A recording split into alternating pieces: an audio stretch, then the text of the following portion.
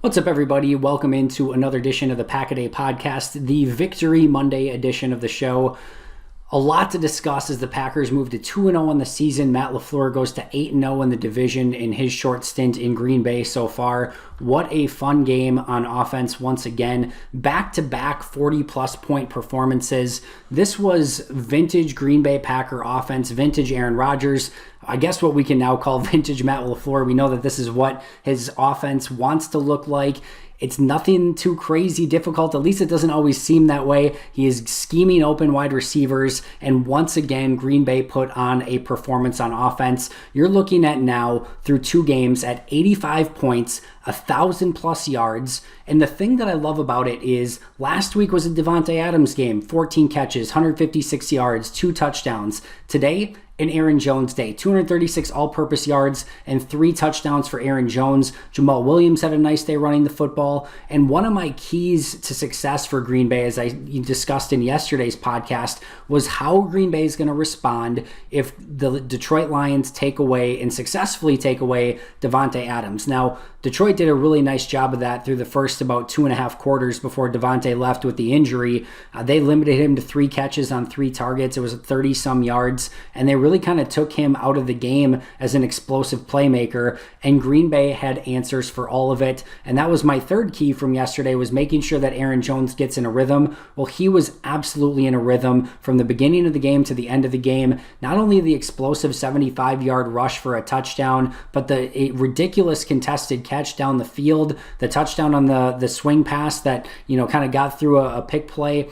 Just an all-around game from Aaron Jones, and give Matt LaFleur and really the offensive line a ton of credit for how they executed on offense. The game plan in back-to-back weeks was phenomenal. There was no panic after a 14-3 deficit to begin the game, and the offense just ran on all cylinders. Even after Davante Adams went out, it didn't necessarily matter who was in there.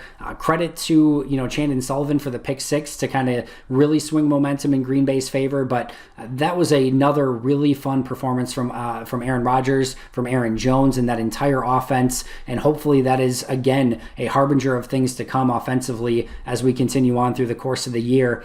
The defense was a lot more interesting to evaluate. As I looked at this defensive performance, really going back to last week and this week, I've really struggled to put my finger on, how I want to, I guess, grade the defense, how I want to analyze this defense, because it's really, really tough to say that they've, been good, because you see these, huge touchdowns by opposing offenses, 3 straight touchdowns by the Vikings to end last week, 2 straight touchdowns by the Lions to start this week. That was 5 straight touchdown drives that, including 2-point conversions, was 38 points in 5 straight drives given up by the defense. That's as brutal as it gets. But if you look at this stat line today from the defense, if I would have told you going into this game that they would have a pick 6 by Chandon Sullivan, that they would only allow 21 points, and really like a net 14 points, because they allowed 21, but they scored 7. So the defense was responsible for a net 14 points.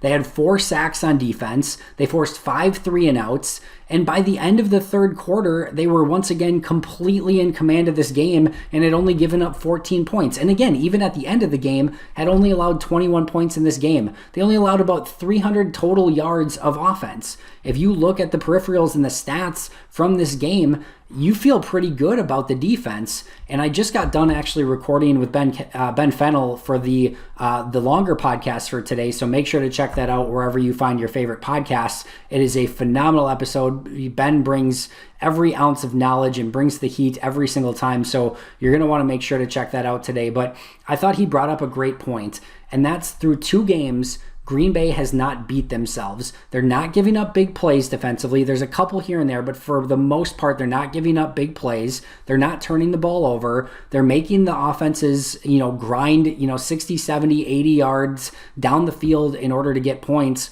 Meanwhile, Green Bay's offense has been insanely efficient. J.K. Scott had a really nice game today, 3 punts, all of them inside the 20. Thought he did a really nice job pinning Detroit back in their own end.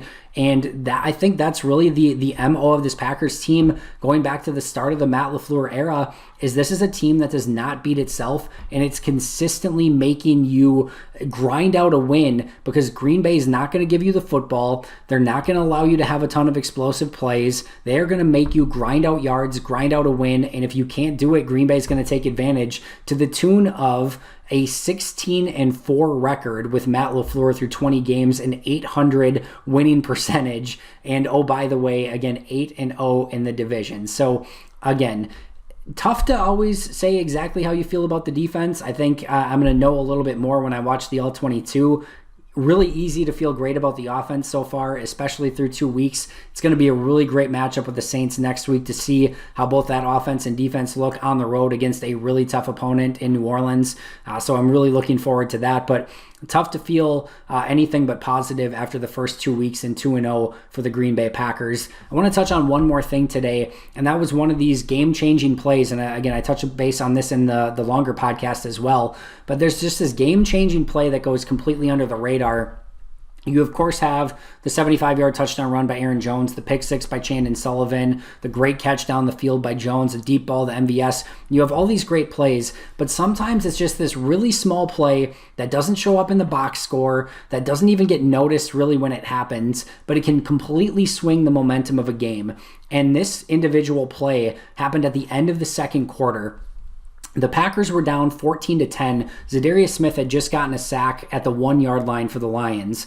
There's about a minute 25-ish left in the game, and Detroit's just going to take one more snap, run the ball. Green Bay has no more timeouts, and they're going to run out the clock, to about 25 seconds. Green Bay would have basically taken over at their own 37, 38 yard line with 25 seconds left and no timeouts. Green Bay or Detroit almost for sure would have left that half with the lead. Even if Green Bay got a field goal, they still would have been, up by one before the end of the half. So you have to feel really good if you're Detroit going into Green Bay, having a 14-13 lead at halftime or a 14-10 lead at halftime, if they can just run that play and get out of the half. But they don't. They run the play, and Chris Barnes shoots up in a gap, and it forces the guard to hold on to him, take him down. It draws a holding penalty, which Detroit declined. When you're watching the play in real time, it doesn't look like anything. Detroit declined the penalty. Who cares? But because Green Bay had no timeouts, they were able to decline the penalty, and that penalty stopped the clock, which gave Aaron Rodgers a minute and 8 seconds left from his own, right around there, from his own 37, 38 yard line. They were able to drive down, get the touchdown from Tanyan. Green Bay goes into the half with momentum, just scoring the last touchdown before half. They go up 17-14, and now they get the kick to start the second half. Aaron Jones takes it 75 yards, and now all of a sudden they have a 2-score lead, and really they didn't look back from that point, and the game wasn't over at that point, but that was by far the turning point, getting the touchdown before half and then the touchdown after half. And that doesn't happen if Chris Barnes doesn't, get the holding penalty and make the clock stop so that Green Bay has the time to go down and score a touchdown. So kudos to Chris Barnes. It just goes to show, on any given play, even if it doesn't show up in the box score, it can be a play that changes really the outcome of that game. Packers are 2-0. Hope you're enjoying the hell out of it. I know I am. We'll keep a close eye on the injury updates today. Again, make sure to check out Ben Fennell and I on today's long-form version of the podcast, wherever you get your favorite podcasts. We'll have a brand new episode out for you tomorrow as well, as we do 365 days a year. If you haven't yet, please hit that subscribe button. Tell a friend about the new Pack-A-Day podcast on YouTube. I've appreciated all the likes and the comments. You guys have been amazing. That does it for me. 2-0. Go Pack Go. I'll see you tomorrow.